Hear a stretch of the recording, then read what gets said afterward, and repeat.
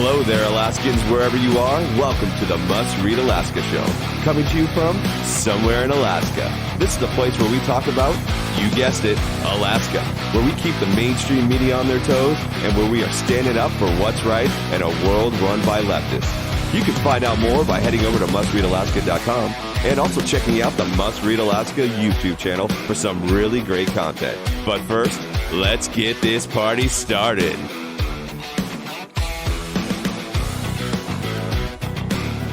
Thank you, Scott. Good afternoon, everybody. Welcome aboard Must Read Alaska, coming to you from somewhere in Alaska.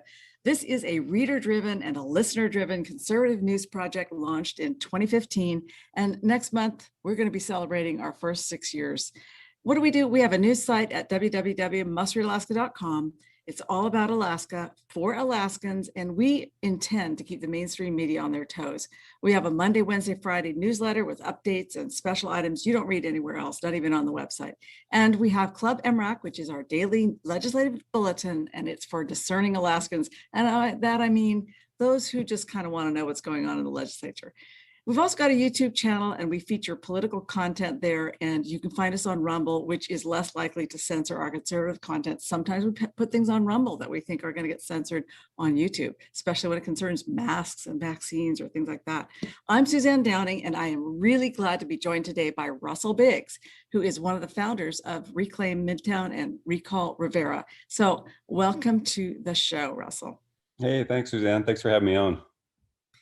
And so, what we're about here is really trying to develop better leaders and better policies incrementally. We are not we just expect things to happen all at once overnight. But right now we're having something that is kind of happening very suddenly in front of us, which is the election. There's like 15 days left of this Anchorage election. And we've got a mayor's race. We've got 4 school board members up for grabs there. We've got bonds and borrowing. That means we're going to build things.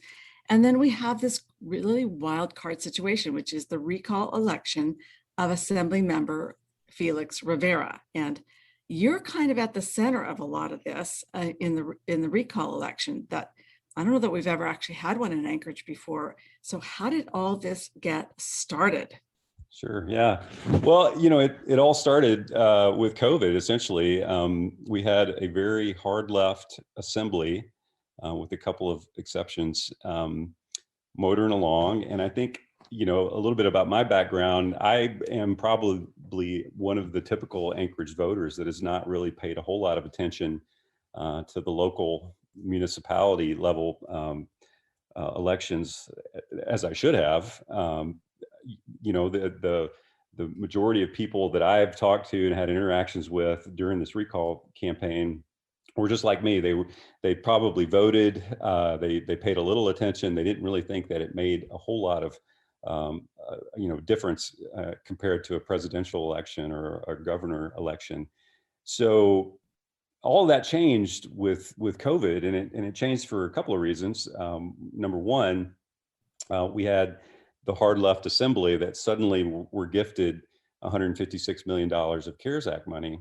And then we also had a hard left assembly that decided at that time basically to play their hand and implement a lot of very, very progressive, progressive is the right word, progressive agendas that really took a lot of people by surprise. And I felt like the local municipality assembly members basically voted on, whether they should allow another marijuana shop or, there's zoning laws, the bag ban. At the time when the bag ban happened, that was, oh my God, that's that's kind of a new thing for Anchorage. But then when the money came out, Mayor Berkowitz, Felix Rivera, Meg Zalatel, Christopher Constant, Austin Quinn Davison, all of those folks really went all in on their agenda. And that's where I got involved. And I got specifically involved when they closed the meetings to the public. And it wasn't just that they closed it to the public, it was they were passing some very contentious legislations, AO 66, which was going to buy 4 properties, partially with CARES Act funds, but partially with the alcohol tax money. And one of those properties was very close to my neighborhood. And to give you a little bit of background about myself, my wife and I have supported the Downtown Hope Center for years. All of our kids have volunteered there. My wife volunteers there 4 days a week. So we've been involved with the homeless in Anchorage for a long time. And when the assembly started this plan, we found out about that several months before it became common knowledge, just because of the background that we had with supporting the Hope Center. And at the time, I was surprised that they were going to be buying this private property, the Golden Lion. Again, with the CARES Act money was not being going towards that, but it was included in this package. And also in part of that package was what was called AO 58, which was basically the rezoning to allow that to happen legally. And again, to lay some framework on this, transient shelters in Anchorage can only be placed in PLI zoned properties currently. What's that? What's a POI zone? So that's considered a public park, public lands, institutions. And if you look at Title 21, and Title 21 is the, years long process that's driven the development of private property and business property and public property in Anchorage for years. Hundreds of people have worked with the zoning, with the administration, and with the assembly to have this plan. And essentially, the assembly was going to, by a broad stroke, completely eliminate the public process in that. They were going to buy these properties, completely ignoring and rewriting Title 21, which hundreds of people have been involved in, to put these private properties, to make them into transient shelters. And when we found out about that, I emailed both of my representatives, and I said, "Hey, look, I'm hearing some rumors about something that might be happening that's going to affect our neighborhoods. That's basically completely disregarding any public input. It's going to go to the assembly, and they're going to vote on it." And I got a reply back that basically said, "Oh, well, there's no plan. We don't know anything that for sure that's going to happen with all this." And fast forward a year later, I know that was all a lie. And I know that because during this process, we were able to track down the realtor that was involved in the sale of the Golden Lion, which actually started 4 years ago. That process started over 4 years ago. So that's the Golden Lion Hotel, which is close to the Geneva Woods neighborhood, also College Village. Correct. Yeah. And it's also right across the street. Yeah. For that. Mm-hmm. So that was just one of the properties. The other one was the heavily damaged, earthquake damaged Alaska Club on Tudor. Yeah. And then a couple other properties as well. But that basically started a big neighborhood involvement with people like myself that said, hey, we really feel like we ought to have a say in this, and it's not, everybody kind of points back and says, "Oh, this is an NIMBY issue." It's not an NIMBY issue, because we've been involved with the homeless for years, but we had some grave concerns about the way the assembly was basically ignoring the Title 21 process and putting these transient shelters in places that were going to directly affect residential neighborhoods, and you can argue about whether or not that's a good thing or bad. But a year later now, one of the things that the assembly has touted, and it's been in the Anchorage press, is that the big success with the Sullivan Arena was the fact that all of these services were centralized. That's something that's been repeated several different times. And that was not going to be the case with breaking these properties up and buying them with the CARES Act money. So as that started, we mobilized as a neighborhood, and we started to go to the assembly meetings. And that was when these 5 days of public testimony occurred, and where you got to, it was basically the seedling for some of the involvement that you see now a year later, which has been very contentious. And the reason it was is contentious and was contentious is because a lot of people had their eyes opened to the fact that this, again, progressive very hard left assembly had already made their mind up. And this was all, I think I mentioned before, kabuki theater. This was a Jedi mind trick, or whatever you want to call it. The minds were made up. We know, based on our public records requests, that they viewed all of the, not all, but most of the assembly members just viewed this as a nuisance, that the public were showing up, and they had to listen to them. So that Yes, was, and that was interesting, because when the public started showing up, they started seeing other things that the assembly was doing as well. And it, oh it yeah, wasn't just this, it was like, what? You wait, what? You're doing this, you're doing that. And the public was really starting to get their eyes opened about just how radical this assembly actually is. right, exactly. And and I think that was the big aha moment for a lot of people like myself that, have voted. And I've never, been actively involved in any kind of election process, never ran for office, anything like that.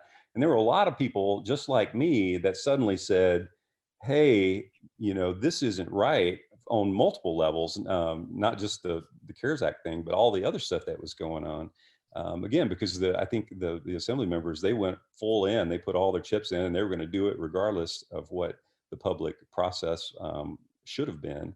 And the way they did that was by using COVID as an excuse to close the chambers. And that was where specifically I said, I am going to try to recall my 2 representatives, because I felt that by doing that, and I sent them an email and said, look, the most basic part of governance is participation by the governed. And I said, the fact that you have closed the chamber, you've got this massive room, this huge room, and you're closing the entire room to the public, and you're using COVID as an excuse because it's too dangerous to have somebody 40 feet away from you, just one person, as just a symbol saying, hey, look, the public process is really important. We get it. We want you to be involved. And so, but we also, we understand that COVID is dangerous. We don't know how dangerous it is yet, but we think it's really dangerous. And so we're going to let people, at least one person, come in here as a symbol and give their thoughts, but they couldn't. But they did let somebody in, didn't they? Exactly, right. Yeah. So that's where I was going with that. They let the people that wanted to give positive testimony to their plan. That was the only people they let in. Right. And that was the exact moment. I said, this is a total scam. Like, this whole process is completely a scam. That the fact that, they're clearly not scared enough about COVID if they're going to let people that want to testify, like Mike Abbott, Mental Health Trust, who came in and said, look, and also gave pretty misleading testimony, in my opinion, because he told the assembly that, we've got some property that we could put these transient shelters on that's already zoned for PLI, so it already met the criteria, but he didn't say that they actually had over 100 acres of property, some of it directly next to the facilities where homeless people would need to get services. So, like, down by the med center, basically. So at that point, I said, I have to get involved in this, and I did. And so initially, well, let's just stop there for just a second, because that's interesting, because you weren't part of the people protesting outside, really. I mean, there were a lot of people protesting outside, but I don't ever recall seeing you there. I mean, you were working with them, trying to work with the assembly, trying to catch their attention and say, hey, course correction here, you're doing the wrong thing. But that didn't work. But while they were shutting down the assembly, there were hundreds of people outside week after week after week. Right. Yeah, absolutely. And, and I watched a lot of the meetings online, and I was watching the night, where people were banging on the door, probably 500 people outside the door, saying, let us in, let us in. And, Suzanne LaFrance saying, are they rioting, when people were honking their horns? And so all that was happening, and that was the reason it was happening, because there was a lot of people that felt just like me, that they were using they were violating the Open Meetings Act by closing the chambers, and then they were allowing people to come in just to give positive testimony when it was convenient to them. So that was the initial process. And so at that point, we wrote a recall application for Mexalatel that basically, defined what we felt was a violation of the Open Meetings Act. And that actually is still in Superior Court. We're probably going to have an answer on that in a couple of months, if less. Yeah, forgot about that one. That one just ended up in Superior Court, and it just died. What happened? Yeah, so that's again part of, and I can, I know this isn't must rant Alaska, but I'm going to rant here a little bit because we rant. Trust me, we rant here. The recall process is so unfair to citizens, and I can give you multiple examples, but here's one of the examples, right? So the muni attorney is the gatekeeper for the recalls.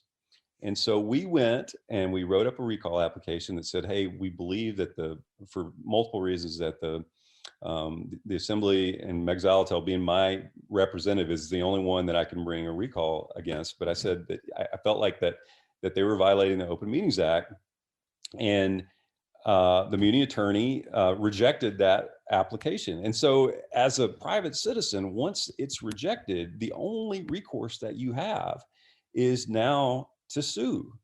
And, as you know, that's really expensive. And so it's a very expensive, a very long, drawn out process. We're almost a year.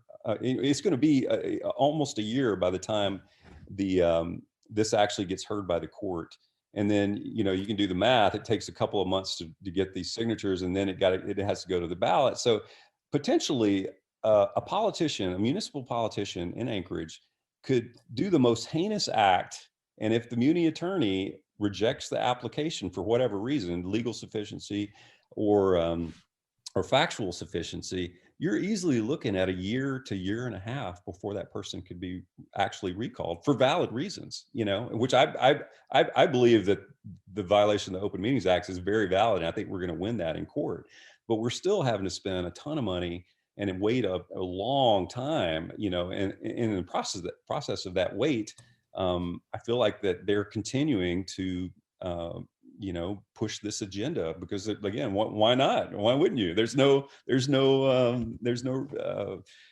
valve that you can turn and turn these guys off. These guys they're committed. I will say that they're committed to their hard line. I mean, it didn't stop with the bag ban, but it was so funny that how that bag ban was such an important thing to them. But boy, golly, as soon as it looked like it might be a problem, boy, they took that one out, and nobody ever complains about that one now. That's for sure. Yeah. Well, it's funny, when you think about the reasons people go astray, to kind of be a little philosophical about this, being an agenda-driven politician will really get you down a rabbit hole, like very quickly. And I think, again, I don't hold any ill will to any of these people that are being an elected official is a tough job, and you've got to answer to a lot of different people. And so I don't hold ill will to those folks, but I do believe that people that are following an agenda and that are so tone deaf to the people that they represent, particularly in this case, the constituency of Midtown,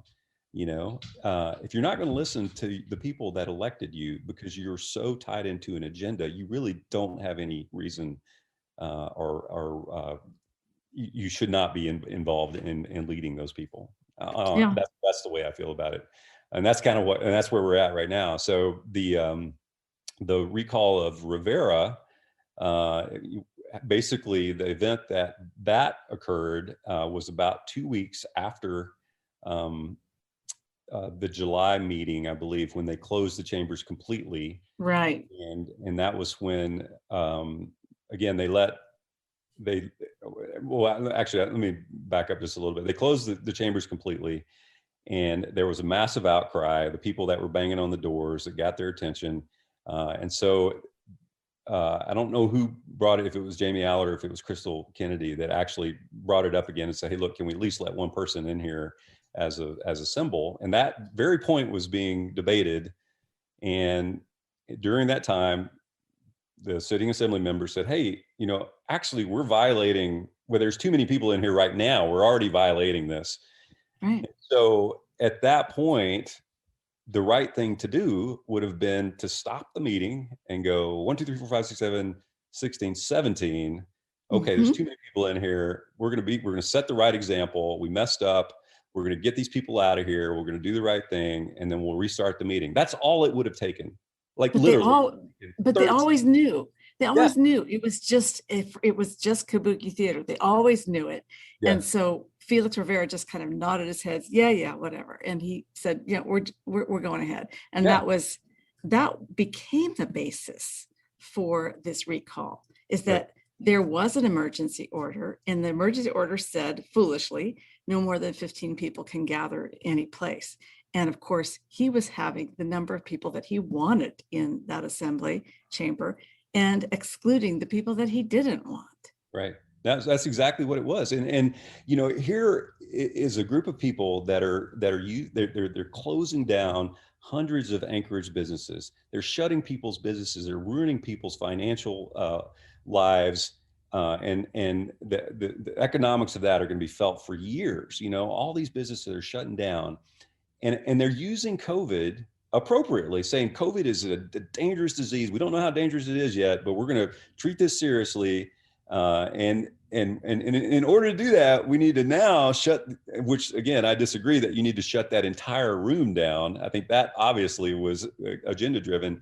But even after that happened, and you've shut all these businesses down, and you can't be bothered for 30 seconds to set the right example that 200 or 300 people on YouTube are watching, maybe even more. I mean, probably thousands by the time it was all said and done.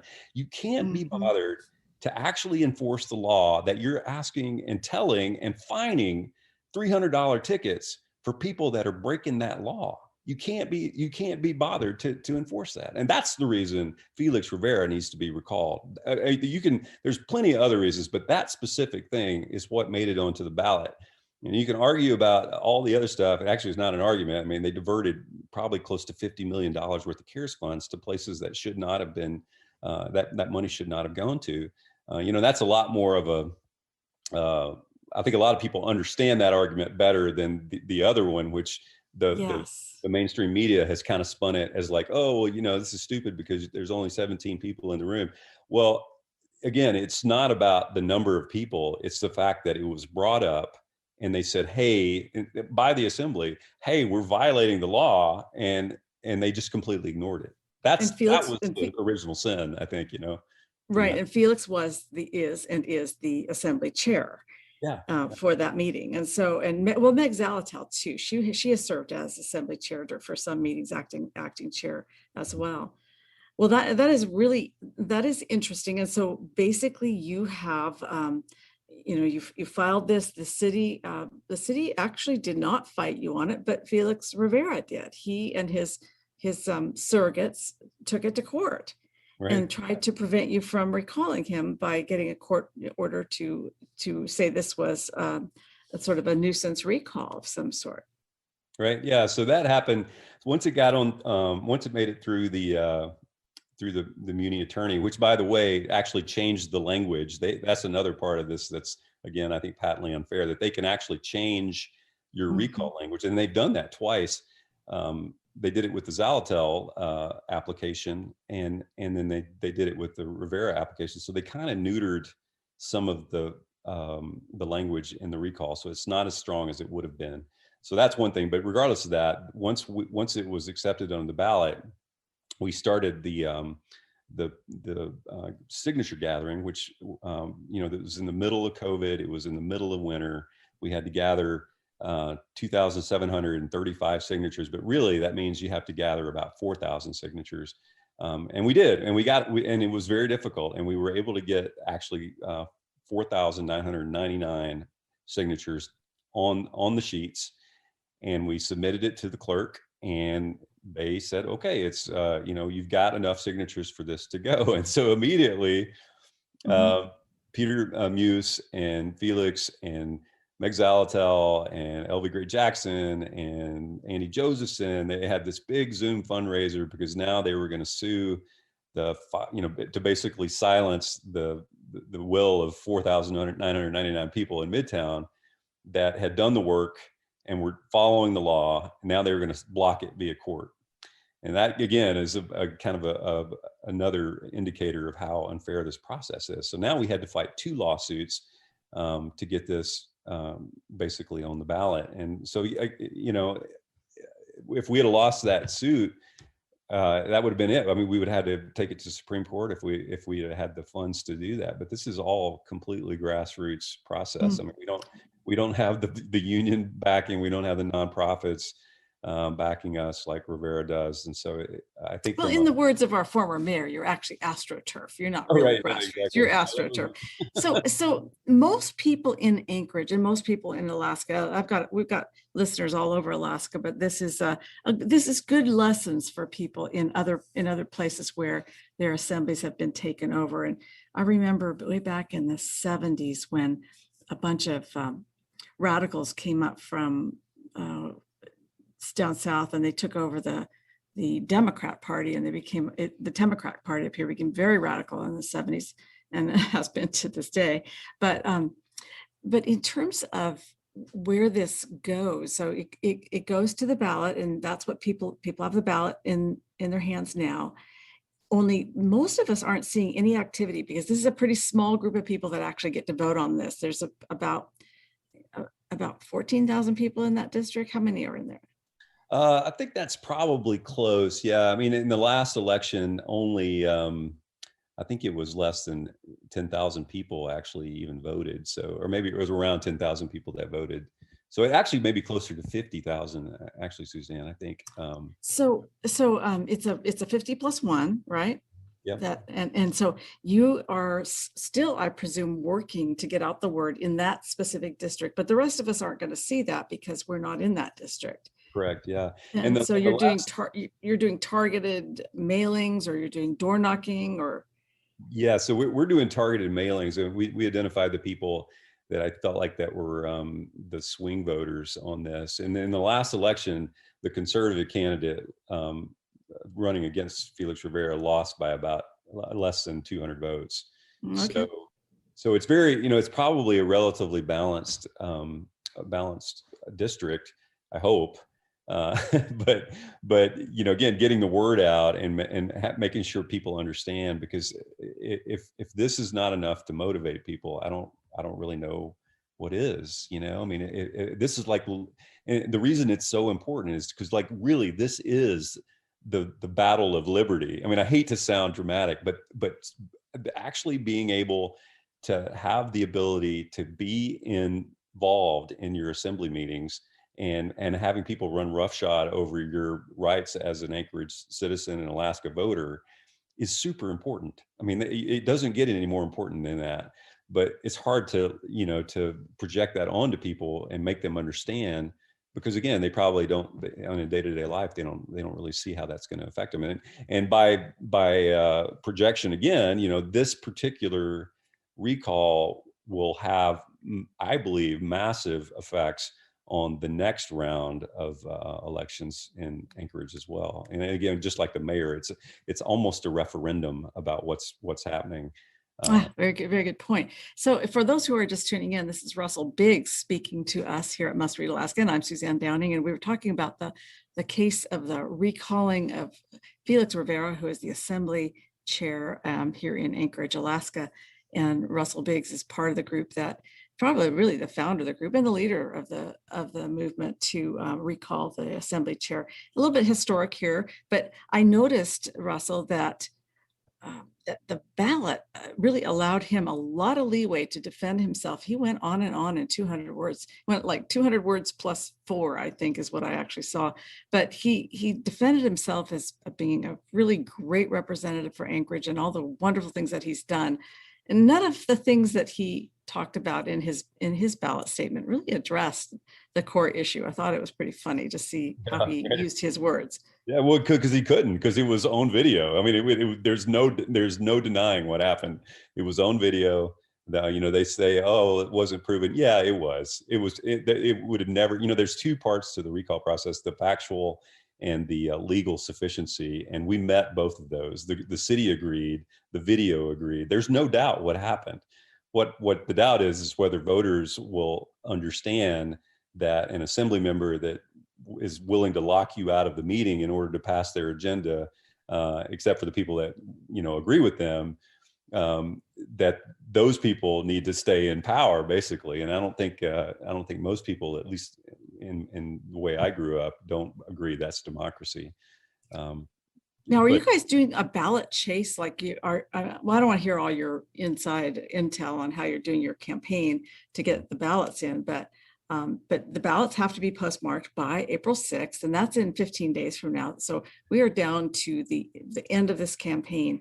Do you have a list of people? You're making sure that everybody who signed that recall petition, that they're getting their ballots in, and are you going back to the list as it's published every day to see who's voted and how many votes you have in? What kind of a operation do you have going on? We're not doing that. We don't have the manpower to do that, or the probably the finances either. But we did identify, with the help of a group, the swing voters. Basically pretty sophisticated mapping based on voter history and things like that. And so we're trying to find, based on our polling, that group of people that will respond to the message, not just the part that we've talked about, but also the fact that that they diverted all this money to buy the properties that should have gone to Anchorage businesses that were failing. That Felix Rivera tried to funnel money to a Democrat-only job program. The fact that they spent all this money basically to build bike trails, which I'm a big fan of bike trails, but the CARES Act money should not have been used for that.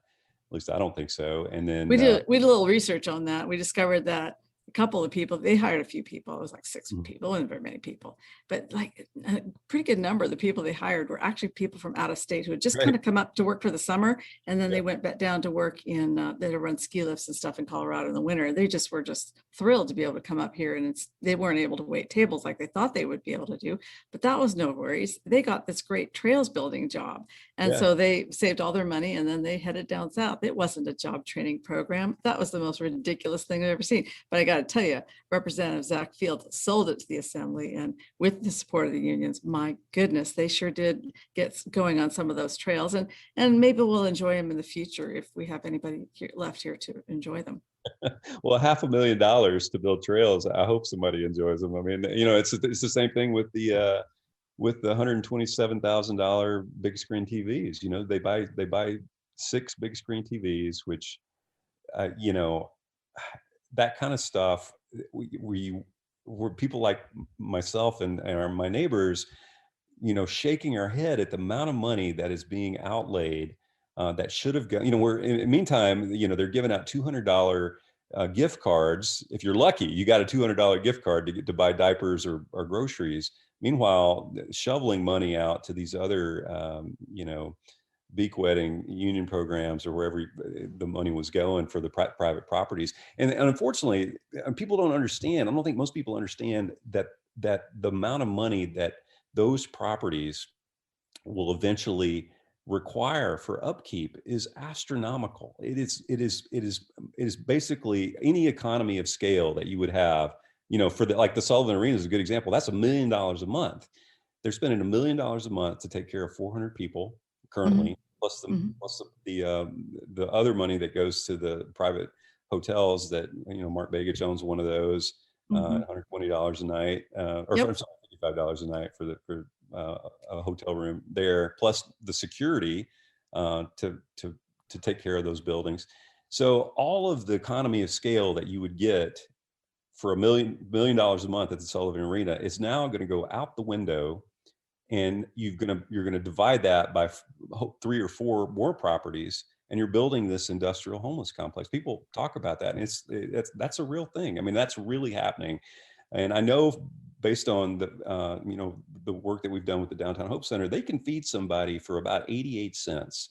So you can come in as a homeless person, and you can get a sandwich and a soup for 88 cents. They do great work. They've got a jobs program for the women's shelter They have women that stay overnight. They teach them how to be pastry chefs. It's a wonderful program, and I can't recommend it enough. If you're looking for a place that you want to donate money that actually is going to help the homeless population, that's the one to do it, because they're providing people a place of refuge, and then they teach them how to go out into the community and have a job.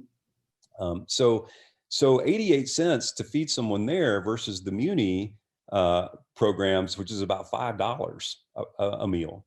So, again, there's this massive outlay of money that's going to be multiplied times 3 to 4 more properties that somebody needs to be paying attention to. That's where the CARES Act funds, all this money that's going out the door, that appears to not really have been audited much at all. In Rivera's ads, one of the things in his ads that they're put out on the on Facebook was something. I think it said, look at our history of we spent $61 million for these funds that have done all these good things. I'm like, well, where'd the other $100 or $90 million go?